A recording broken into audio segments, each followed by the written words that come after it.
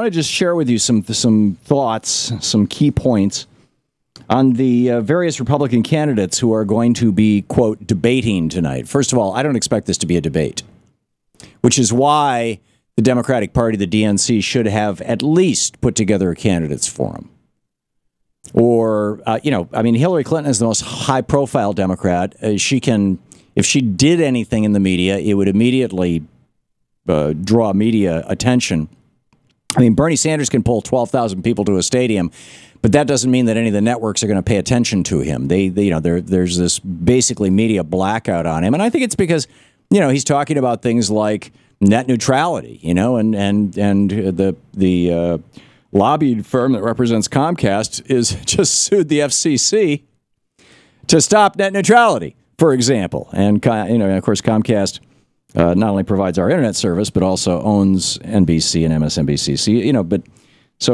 Bernie saying those things probably doesn't help him get in the media, but although, his position is right.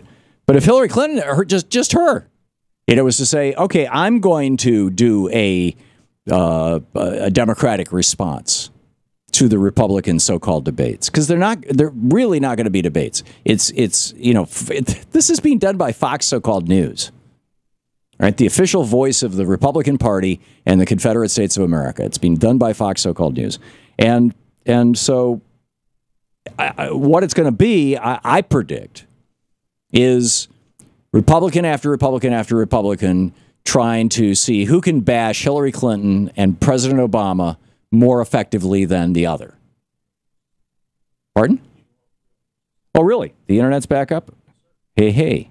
Yeah, there it goes. I just got back into the chat room, and I will open my call screen software, and if you want to call back, we can now take your phone calls, because the Comcast gods have turned our internet back on. But anyhow, I wanted to go through some of these candidates and some of the things they've said. This is from correcttherecord.org, which is a Hillary Clinton super PAC, and good on them for, Correct the Record. It's great stuff. This is some of the positions, right, of these people.